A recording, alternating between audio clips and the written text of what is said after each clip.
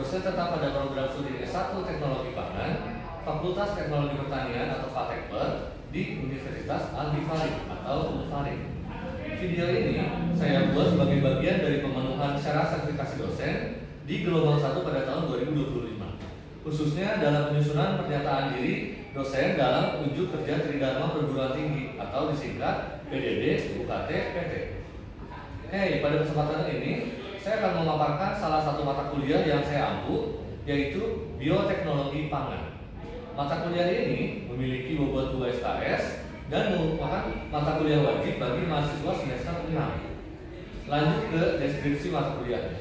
Secara umum, mata kuliah Bioteknologi Pangan ini merupakan mata kuliah yang membahas tentang proses bioteknologi di bidang pangan, utamanya konsep karakterisasi sumber daya genetik, teknik peningkatan nutrisi, inovasi teknologi, hingga jaminan keamanan produk pangan. Mahasiswa akan belajar bagaimana menganalisis dan mengaplikasikan konsep bioteknologi pada kasus-kasus proses produksi pangan. Lebih dari sekedar teori, mata kuliah ini akan membawa mahasiswa menyelami aplikasi nyata dari bioteknologi, mulai dari teknologi fermentasi tradisional yang menghasilkan produk seperti yogurt dan tempe, hingga pemanfaatan amobilisasi enzim dan teknik enkapsulasi untuk menciptakan produk pangan fungsional yang bernilai gizi tinggi. Mahasiswa juga akan diajak untuk berpikir kritis mengenai inovasi modern seperti pangan hasil rekayasa genetik dengan menganalisis secara mendalam aspek keamanan pangan dan regulasi yang melingkupinya. Pendekatan pembelajaran yang berfokus pada studi kasus akan melatih kemampuan analisis dan juga pemecahan masalah, di mana pada akhirnya pengetahuan ini diharapkan dapat menjadi bekal atau referensi bagi mahasiswa dalam melaksanakan program kuliah kerja nyata atau KKN.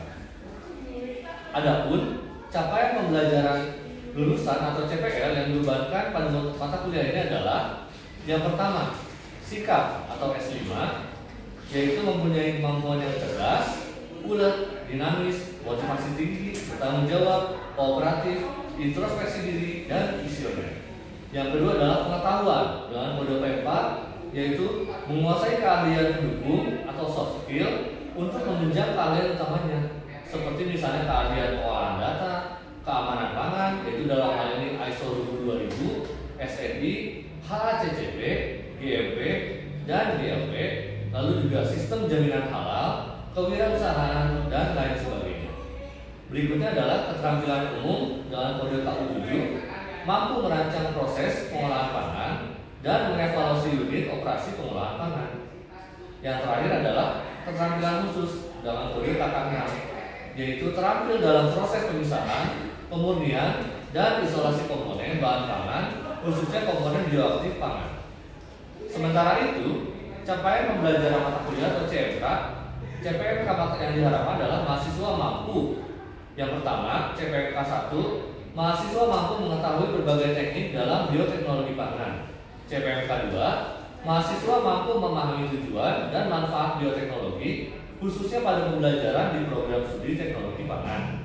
CPMK 3, mahasiswa mampu memahami konsep bioteknologi untuk menganalisis proses yang terjadi pada bahan pangan. CPMK 4, mahasiswa mampu mempraktekkan dan mengaplikasikan bioteknologi pada kasus-kasus untuk proses produksi pangan. Untuk mencapai tujuan tersebut, pokok pembahasan dalam mata kuliah ini meliputi 12 materi bahasa, yaitu yang pertama adalah pengenalan bioteknologi, yang kedua adalah konsep dasar bioteknologi pangan, yang ketiga karakterisasi sumber daya genetik pangan, yang keempat pangan hasil rekayasa genetik, yang kelima multifungsi kultur bakteri asam laktat atau BAL, yang keenam teknologi fermentasi makanan, yang ketujuh teknologi enkapsulasi, yang kedelapan amobilisasi enzim, yang kesembilan bioteknologi pada pengolahan pangan, yang ke-10 bioteknologi pada pengawetan pangan, yang ke-11 keamanan pangan produk bioteknologi, dan yang ke-12 adalah quality assurance pada industri pangan.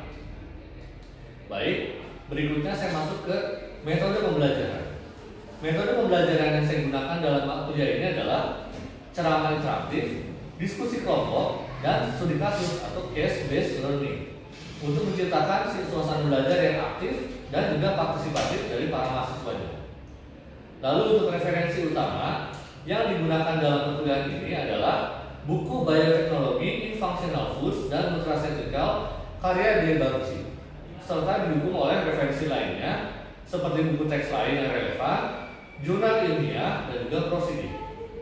Terakhir, aspek penilaian pada mata kuliah ini terdiri dari beberapa komponen dengan bobot sebagai berikut, yaitu yang pertama adalah kehadiran dan keaktifan mahasiswa di kelas sebesar 10%, tugas sebesar 20%, kuis sebesar 10%, ujian tengah semester atau UTS sebesar 30%, dan ujian akhir semester atau UAS sebesar 30%.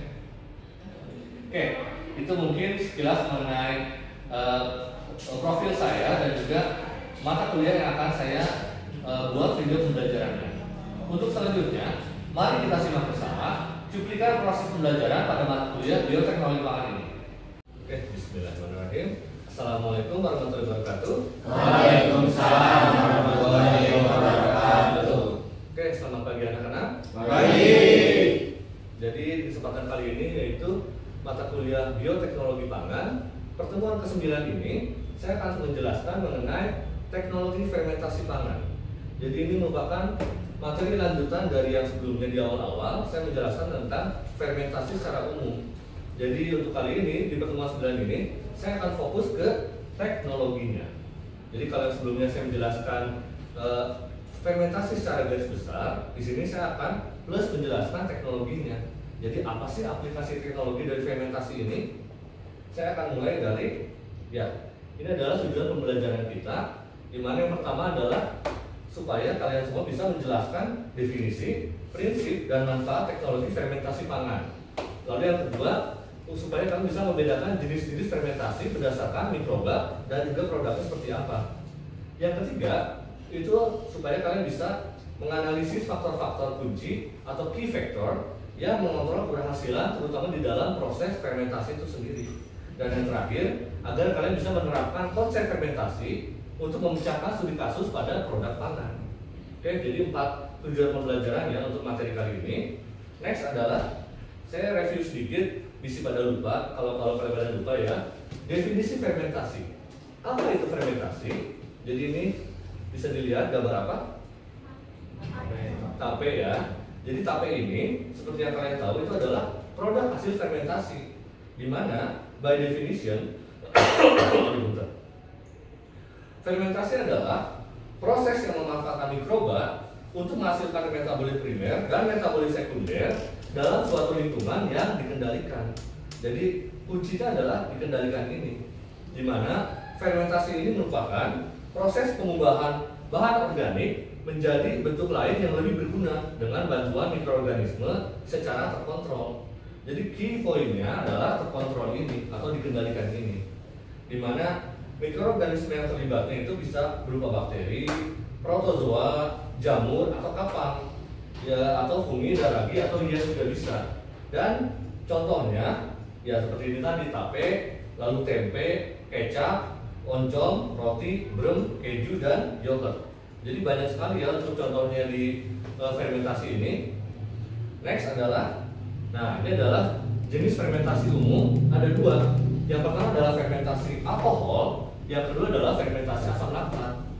Ini bedanya apa? Kalau fermentasi alkohol itu diprosesnya gula seperti misalnya glukosa itu diubah menjadi etanol atau alkohol dan karbon dioksida oleh mikroorganisme tersebut seperti ragi, yeast atau bakteri tertentu. Contohnya bir atau wine, di mana produk ini pembuatannya itu melibatkan fermentasi malt, itu gula dari biji-bijian oleh ragi yang menghasilkan bir yang mengandung etanol dan karbon dioksida.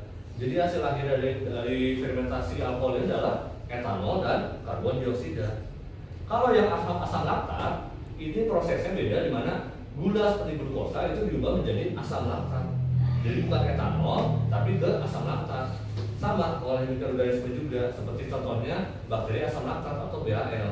Nama Inggrisnya adalah lactic acid bacteria. Nah, contoh produknya untuk yang BAL ini adalah yogurt yang diproduksi melalui fermentasi susu oleh bakteri asam laktat, terutama Lactobacillus bulgaricus dan Streptococcus thermophilus, yang nanti akan menghasilkan tekstur kental dan rasa asam. Jadi beda dengan wine, kalau wine jelas ada wangi alkoholnya dan juga rasa yang bisa memabukkan ya. Tapi kalau asam laktat, ciri khasnya adalah dia menghasilkan tekstur kental dan rasa yang asam. Jadi kalau sudah ada dua itu, berarti sudah berhasil pembentukan yogurt ini. Oke, next adalah manfaat fermentasi. Jadi ternyata fermentasi itu banyak sekali manfaatnya, mulai dari bisa menghilangkan atau mengurangi zat anti nutrisi, lalu bisa meningkatkan kandungan nutrisinya, lalu bisa juga meningkatkan tingkat kecenaan pada makanan. Nah ini juga terutama yang pentingnya ini, kenapa fermentasi banyak dilakukan dan dibuat produknya, karena dari fermentasi ini kita bisa membuat bisa menaikkan tingkat kesehatan dan juga produk fermentasi yang lebih menyehatkan dibanding produk biasa. Lalu berikutnya bisa menaikkan waktu simpan, lebih tahan lama dan lebih awet. Jadi biasanya produk fermentasi itu lebih awet gitu dibandingkan produk yang biasanya. Kenapa lebih awet? Karena sejatinya fermentasi itu kan sebenarnya kita membusukkan sesuatu. Jadi kalau sudah busuk otomatis ya nggak akan busuk lagi gitu. Tapi keywordnya adalah terkontrol. Kalau sudah terkontrol itu aman. Tapi kalau fermentasinya tidak terkontrol itu nanti akan menjadi busuk. Beda ya. Baik, berikutnya terakhir adalah bisa meningkatkan nilai jual produk. Nilai jual produknya menjadi lebih tinggi. Antara susu dengan yogurt mana yang lebih mahal? Yogurt kan? Karena dengan harga yang dengan komposisi dan jumlah yang sama, yogurt itu bisa lebih mahal karena butuh proses tambahan, yaitu proses fermentasi ini. Oke, berikutnya saya akan menjelaskan ini. Ada 3 faktor yang penting dalam fermentasi. Yang pertama adalah substrat. Utamanya ya kita mau fermentasi menggunakan apa? Substratnya gitu. Bisa berupa makanan padat ataupun cair. Utamanya mengandung air, sumber karbon, nitrogen, mineral dan vitamin, sehingga bisa untuk ditumbuhi atau menjadi wadah pertumbuhan oleh mikroorganisme tertentu gitu. Yang kedua adalah ya ini mikroorganisme, aku bisa bilang kuncinya justru di sini. Kalau substratnya bagus tapi tidak ada mikroorganismenya, ya nggak bisa fermentasi. Yaitu bisa menggunakan bakteri, kapang ataupun khamir. Gitu. Terakhir adalah, dan juga salah satu kondisi pentingnya atau faktor yang sangat pentingnya, kondisi pada saat kita fermentasi. Yaitu apakah kita mau kondisinya aerobik menggunakan oksigen, semi anaerobik, jadi setengah oksigen setengah tidak, dan anaerobik yang benar-benar tidak menggunakan oksigen sama sekali. Lalu suhunya juga, tekanannya juga itu sangat penting, pH juga, karena kalau kondisi fermentasi ini tidak terpenuhi, otomatis bisa dibilang produknya tidak akan sempurna atau bahkan fermentasinya tidak akan berjalan gitu. Kira-kira seperti itu untuk 3 faktor penting dalam fermentasi ini: substrat, mikroorganisme, dan kondisi fermentasinya. Nah, baru kita masuk ke materi utama kita, teknologi fermentasi pangan. Jadi, teknologi seperti apa sih yang bisa digunakan untuk fermentasi pangan ini? Tadi kan saya jelaskan lebih ke teori dan juga manfaat tentang fermentasi dan juga ya lebih ke arah trivia mengenai fermentasi. Kalau sekarang saya akan menjelaskan teknologi apa saja sih yang bisa mendukung fermentasi ini. Jadi makanan yang merupakan produk dari teknologi fermentasi ini adalah makanan yang dibuat dengan bantuan mikroba, yaitu seperti bakteri, kapang, dan atoragi, atau enzim, sehingga mengalami perubahan biokimia yang dikehendaki. Catatannya yang dikehendaki. Jadi jangan sampai yang kita lakukan fermentasi itu kita serahkan bakterinya. Kalau itu namanya fermentasi tradisional. Kalau menggunakan teknologi, kita benar-benar atur gitu, sampai ke settingannya, suhunya mau berapa, pH-nya mau berapa, supaya ini perubahan biokimia itu adalah kita kehendaki. Nah, teknologi fermentasi itu bisa memberikan ciri yang spesifik pada makanan, seperti misalnya rasa, aroma, tekstur, dan nilai gizi yang khas gitu. Dan utamanya pasti nilai gizinya akan bertambah. Antara susu dari yogurt tadi, kalau dilihat dari nilai gizinya, proteinnya itu lebih tinggi yang Yang mana coba?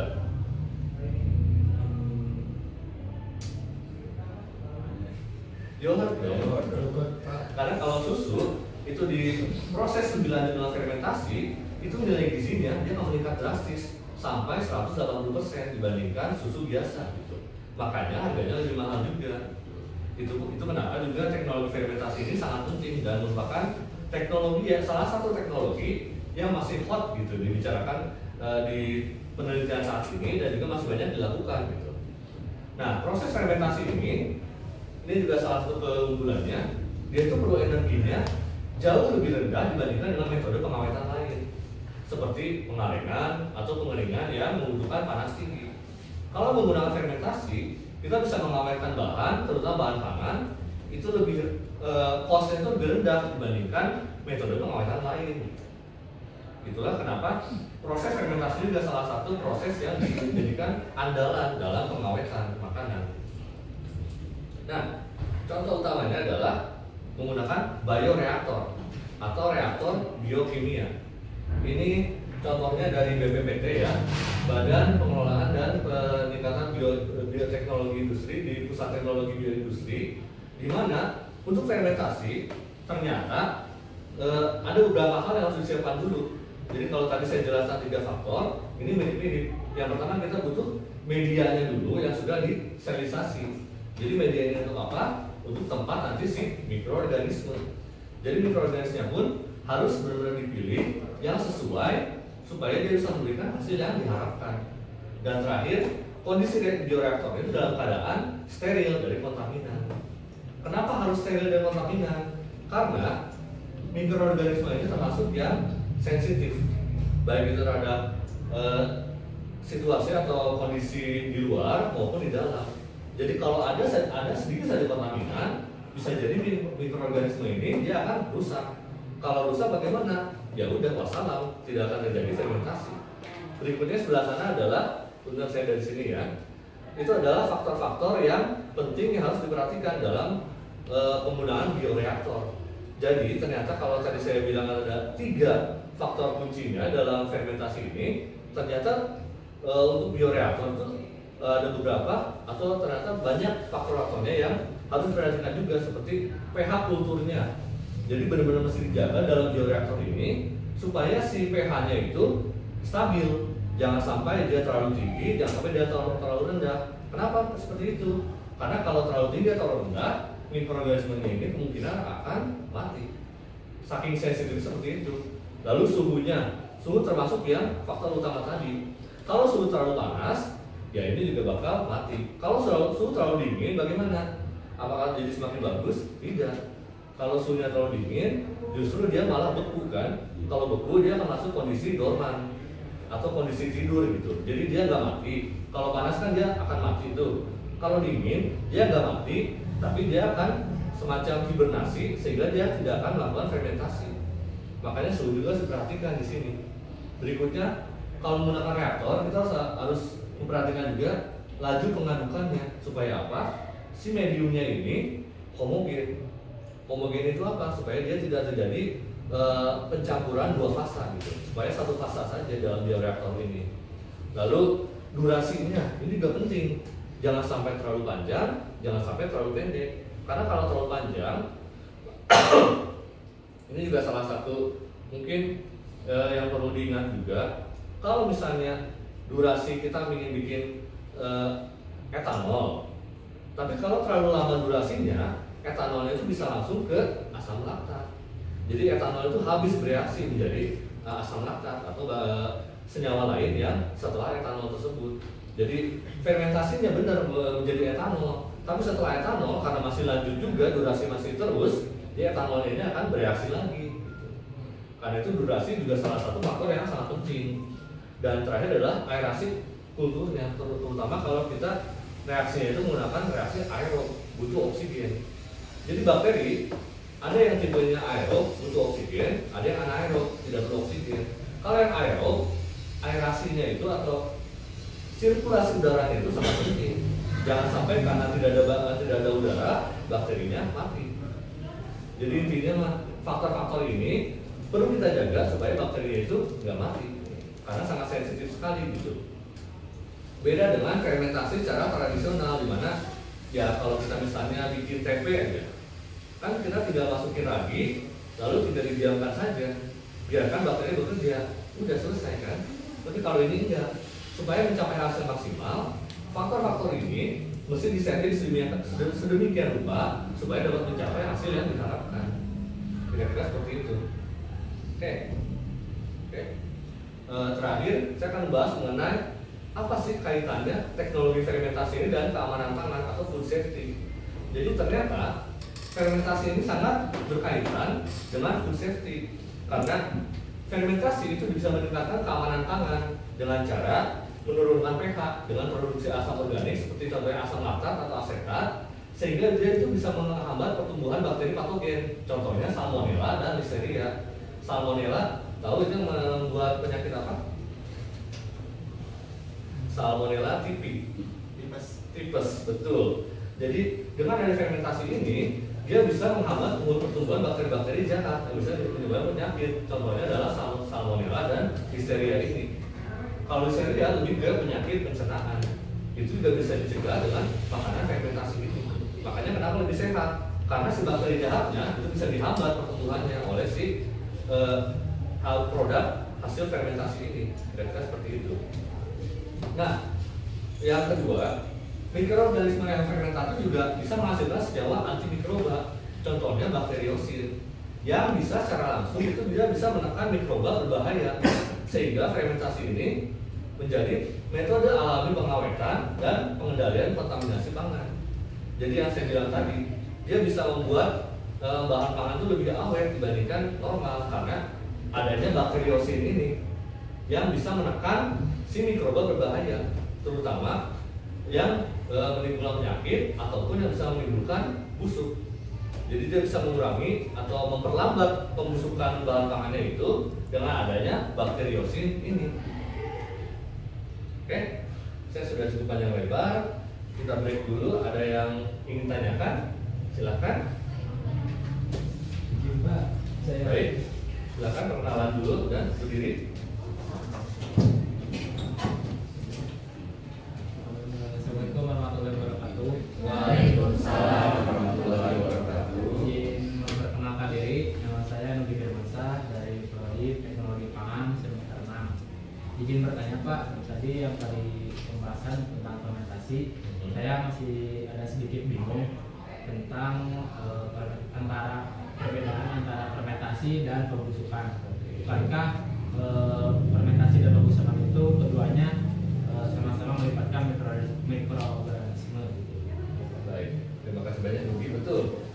Saya langsung jawab aja ya. Jadi memang betul antara fermentasi dan pembusukan itu benar-benar sama kayak saudara kembar, sama-sama pakai mikroorganisme, sama-sama reaksinya pembusukan juga. Tapi yang membedakan adalah kontrol atau pengendaliannya. Kalau pembusukan itu benar-benar ya kita menggunakan mikroorganisme dan dia membusuk tanpa kita kendalikan, otomatis dia benar-benar busuk gitu. Tapi kalau di fermentasi, pembusukannya itu terkontrol atau dikendalikan. Supaya apa? Supaya bakteri yang bisa membusukkannya itu hanya sampai ke tahap dia tertentu, tidak sampai dia busuk, tapi dia memberikan efek yang positif. Jadi bedanya di situ ya, Yugi. Untuk yang antara bedanya antara fermentasi dan pembusukan ini, bedanya adalah di kontrolnya. Fermentasi itu dikontrol, pembusukan itu tidak terkontrol. Baik, oke. Berikutnya saya akan menjelaskan sedikit mengenai studi kasus ya. Ini adalah salah satu contoh teknologi proses fermentasi, yaitu teknologi produksi yogurt. Jadi saya bagi menjadi 3 slide supaya nggak terlalu padat ya. Untuk membuat yogurt itu sebenarnya susah-susah gampang. Susahnya itu karena kondisinya itu butuh poin kritis yang cukup tricky gitu. Gampang kalau lihat dari ininya mah sebenarnya prosesnya itu termasuk yang cukup gampang di lab itu, tapi ya tricky-nya itu karena poin kritisnya. Jadi untuk membuat yogurt, saya akan jelaskan simpelnya itu. Pertama kita butuh menyiapkan bahan bakunya dulu, dimana kita memilih dulu susu segar yang berkualitas, mau susu sapi, mau susu kambing boleh sebagai substrat utamanya. Nah, poin pentingnya di sini adalah kualitas susu. Semakin dia berkualitas tinggi, dia kan mempengaruhi tekstur akhir produknya. Oke, yogurt dari susu sapi, yogurt dari susu kambing itu beda kualitasnya. Tergantung kita mau kadar proteinnya berapa dan mau teksturnya seperti apa gitu. Berikutnya adalah kita melakukan pasteurisasi. Jadi di sini susu akan dipanaskan pada suhu 85 derajat selama 15 sampai 30 menit. Tujuannya apa pasteurisasi? Membunuh mikroorganisme patogen. Jadi awalnya ini pasti ada bakteri-bakteri jahat atau yang disebut patogen dan juga mikroorganisme pesaing ini maksudnya kompetitor supaya nanti dia juga bisa berkompetisi untuk melakukan fermentasi. Jadi itu dibunuh dulu dan melakukan pasteurisasi juga untuk mendenaturasi protein whey sehingga mendapatkan tekstur yang lebih baik. Jadi protein whey ini dihindari karena kalau ada protein whey dia akan membentuk lapisan di atasnya semacam endapan gitu sehingga harus didenaturasi dengan menggunakan pasteurisasi. Setelah pasteurisasi itu adalah kita dinginkan, di mana dalam prosesnya ini susu akan didinginkan secara cepat, quick cooling sehingga mencapai suhu inkubasinya optimum di sekitar 40 sampai 45 derajat Celcius. Jadi dari 80 derajat ke 40 derajat. Ini suhunya itu harus tepat karena critical point-nya itu kalau terlalu panas, kulturnya itu starternya itu akan mati. Kalau terlalu dingin, nah ini pertumbuhan bakterinya akan lambat, bahkan tidak akan tumbuh gitu kalau terlalu dingin. Nah berikutnya kita lakukan penambahan starter, di mana di sini kita tambahkan kultur starternya ini bakteri asam laktat atau BAL ke dalam susunya. Ini bisa dalam bentuk campuran Lactobacillus bulgaricus dan juga Streptococcus thermophilus gitu. Biasanya untuk starternya itu antara campuran ini berapa persennya tergantung ya keinginan kita mau bikin produk seperti apa gitu. Nah setelah kita tambahkan starter baru kita mulai inkubasi. Disinilah mulai fermentasinya gitu. Kita simpan di wadah tertutup, kondisinya itu benar-benar anaerob, vakum ya, pada suhu konstan di suhu 40 sampai 50 derajat selama 4 sampai 8 jam. Nah, di sini akan terjadi transformasi di mana bakteri dia akan mengubah laktosanya atau gula susunya menjadi asam laktat. Lalu akan terjadi penurunan pH karena asam tadi ya, menyebabkan protein susu atau kasein menggumpal. Jadi terjadi reaksi koagulasi, penggumpalan. Nah, dari situlah kita lakukan pendinginan cepat lagi, quick cooling down lagi dan pemanenan gitu. Dimana di sini prosesnya setelah tekstur dan tingkat keasaman itu pH-nya sekitar 4,5, jadi jangan sampai terlalu asam juga. Kalau terlalu asam kenapa? Si bakterinya bakal terlalu banyak berkembang. Otomatis apa? Bukan jadi yogurt, malah jadi susu busuk seperti itu. Ya bedakan yogurt dengan susu busuk ya. Kalau yogurt kan enak kan, kalau susu busuk emang enak? Enggak kan? Makanya yogurt segera dimasukkan ke dalam pendingin, di mana suhunya kurang dari 10 derajat Celcius. Di sini kita menghentikan aktivitas bakterinya. Nah ini yang tadi saya bilang, kita kontrol aktivitas fermentasinya dengan cara kita hentikan, didinginkan supaya proses fermentasinya lebih lanjut gitu. Dan prosesnya itu dihentikan gitu. Jadi proses fermentasinya stop, sudah jadi sampai dengan yogurt gitu. Hasilnya adalah kita mendapatkan yogurt dengan tekstur yang kental, aroma yang khas, dan juga rasa asam yang menyegarkan. Itu kalau berhasil. Siap dikonsumsi ataupun karena ini masih plain yogurt bisa ditambahkan perasan gitu. Misalnya dengan tambahan perasan gula supaya ada rasa-rasanya. Kalau plain yogurt kan ada yang suka, ada yang enggak karena rasa asamnya rasa asam natural gitu kan. Itu kira-kira mengenai teknologi produksi yogurt. Cukup simpel ternyata ya untuk bikin yogurt itu, tapi ternyata tidak sesimpel itu. Kita masuk ke berikutnya adalah, nah kita mulai diskusi ya. Jadi di sesi diskusi interaktif ini saya akan menjelaskan contoh kasus pembuatan yogurt. Mengapa yogurt saya gagal? Ini merupakan contoh kasus dari kisah nyata ya. Jadi ada mahasiswa teknologi pangan tingkat akhir yang mencoba membuat yogurt. Ya anggaplah namanya Agus, bukan nama sebenarnya ya. Dia mencoba membuat yogurt di lab, namun setelah 8 jam pembuatan, produknya ternyata ada 3 masalah ini. Yang pertama, teksturnya tetap cair, tidak mengental seperti yogurt komersial, lalu ada rasanya juga tidak asam, masih dominan rasa susu gitu. Dan yang terakhir, terlihat ada banyak lapisan bening atau whey yang terpisah di atasnya. Nah, saya ingin kalian membentuk 2 kelompok aja ya. Lalu berdasarkan faktor-faktor kunci yang sudah saya jelaskan tadi, diskusikan dalam kelompok tersebut mengenai apa saja sih kemungkinan penyebab dari setiap kegagalan 1, 2, 3 ini.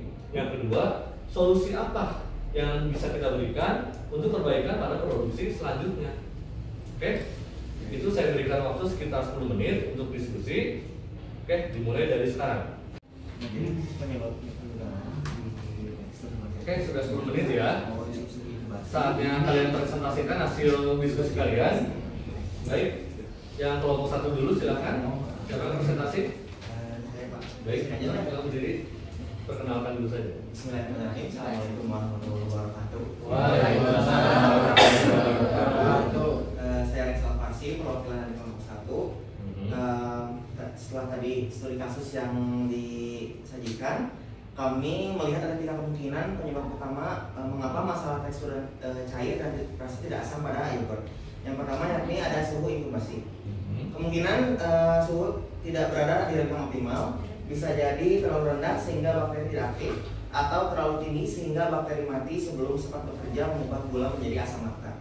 Yang kedua yakni kultur starter. Mikroorganisme yang digunakan mungkin sudah tidak aktif, bisa karena sudah kadaluarsa, cara penyimpanan yang salah, atau jumlah yang ditambahkan terlalu sedikit. Yang ketiga, durasi inkubasi. Waktu inkubasi mungkin kurang lama sehingga proses fermentasi belum selesai. Untuk masalah kedua yakni masalah whey yang tidak terpisah yang terpisah banyak atau sinersis. Menurut kami disebabkan oleh yang pertama suhu inkubasi terlalu tinggi, menyebabkan protein susu mengubah terlalu cepat dan kasar sehingga tidak mampu menahan air di dalamnya. Yang kedua yakni proses terganggu. Wadah inkubasi mungkin terguncang atau sering dipindahkan sehingga merusak jaringan gel protein yang mulai terbentuk. Nah, untuk solusinya kami menyarankan 4 solusi, yakni yang pertama menggunakan termometer untuk memastikan suhu inkubasi dijaga stabil antara 40 sampai 45 derajat Celcius. Yang kedua yakni selalu gunakan kultur starter yang baru dan berkualitas baik. Pastikan menyimpannya sesuai petunjuk. Yang ketiga, jangan mengganggu atau memindahkan wadah yogurt selama proses inkubasi. Dan yang keempat, jika perlu perpanjang waktu inkubasi selama 1-2 jam dan cek konsistensinya secara berkala tanpa mengaduk. Oke, terima kasih banyak atas jawabannya. Jadi betul, kalau saya lihat analisis kalian itu udah spot on banget. Jadi fokusnya ke suhu dan starter. Itu bisa dibilang masalah atau masalah utamanya atau ya key problemnya dalam kenapa bisa hasil produknya itu bisa bermasalah. Teksturnya tetap cair, tidak mengental seperti yang komersial, berarti kan tidak terjadi fermentasi, masih lebih cair. Kalau terjadi fermentasi kan tadi saya bilang ciri khasnya itu adalah dia akan mengental dan memberikan aroma yang khas juga. Lalu rasanya tidak asam, masih benar-benar asam susu. Apalagi ini, kalau rasanya tidak asam, berarti tidak ada asam laktat yang terbentuk. Berarti yang masalahnya di mikroorganismenya. Lalu kenapa mikroorganisme tidak berlangsung atau tidak melakukan fermentasi? Nah, kemungkinan karena suhunya itu apakah dia terlalu tinggi atau terlalu rendah sehingga tidak terjadi fermentasi. Akibatnya apa? Ya tetap jadi susu gitu. Nah, mungkin apa namanya? Mungkin dia fermentasi tapi tidak optimal. Jadi karena tulisannya di sini masih dominan. Ada asam-asamnya, tapi dominannya masih rasa susu. Jadi lebih ke fermentasi itu belum selesai gitu. Dan ini terlihat banyak lapisan bening atau whey. Ini bukti kalau pasteurisasinya itu belum beres gitu. Jadi karena pasteurisasi belum beres, si whey-nya ini belum terdenaturasi. Akibatnya apa? Pada akhirnya jadi ada 2 lapisan. Ada lapisan bening si whey ini yang terpisah di atasnya. Sehingga ya yogurtnya itu nggak homogen, tapi ada heterogen, ada 2 fasa di situ. Jadi betul dari kelompok 1 saya melihat kalian sudah menganalisa secara point to point, sedangkan kelompok 2 dianalisa secara keseluruhan dan itu langsung spot on ke si penyebabnya, yaitu kemungkinan besar itu dari suhu ya pada saat pembuatan dan kultur starternya. Itu juga ada kemungkinan kalau kultur starternya itu ternyata ya tidak sempurna atau memang tidak bagus gitu ya bakterinya, ya tidak akan terjadi fermentasi. Kira-kira seperti itulah kenapa bisa yogurt itu gagal bikin. Padahal simple kan dari step-step yang saya jelaskan barusan. Tapi tricky-nya itu ada di conditioning-nya atau kita pengkondisiannya pada saat fermentasi. Kalau kondisinya itu kurang tepat, yaitu dalam hal ini suhu dan juga kultur starternya kurang optimal, bisa jadi si bakterinya akan mati. Kalau bakteri mati, ya tidak terjadi fermentasi. Kalau tidak terjadi fermentasi, ya tetap terjadi susu. Kira-kira seperti itu. Jadi ya bisa dilihat di studi kasus ini bahwa pembuatan yogurt itu sebenarnya mudah prosesnya itu. Tapi yang buatnya jadi sulit adalah bagaimana kita bisa memanfaatkan teknologi fermentasinya supaya bisa menghasilkan produk yogurt yang kita harapkan. Karena kalau bikin yogurt aja, asal bikin yogurt itu gampang. Tapi bikin yogurt yang sempurna, yang fermentasinya itu sampai dengan akhir, itu butuh keterampilan, atau dalam hal ini butuh trial and error. Karena jarang, setahu saya juga ya, saya termasuk salah seorang yang pernah praktik bikin yogurt. Awal-awal bikin yogurt, ya itu malah jadi terlalu kental gitu, over fermentation kalau seperti itu. Jadi yogurtnya tapi kayak mentega gitu, nggak bisa diminum karena ya udah kental banget gitu, lebih ke arahnya kayak mentega gitu. Kira-kira seperti itu ya untuk diskusi interaktif ini. Saya senang kalian sudah bisa memahami inti dari kuliah kali ini, yaitu teknologi fermentasi untuk pangan, dan saya harap kalian bisa menyiapkan atau siap untuk kuliah berikutnya, yaitu mengenai teknologi enkapsulasi. Oke, sekian saja untuk kuliah kali ini, bioteknologi pangan kali ini. Terima kasih banyak sudah mengikuti kuliah sampai akhir. Oke, wassalamualaikum warahmatullahi wabarakatuh. Waalaikumsalam warahmatullahi wabarakatuh.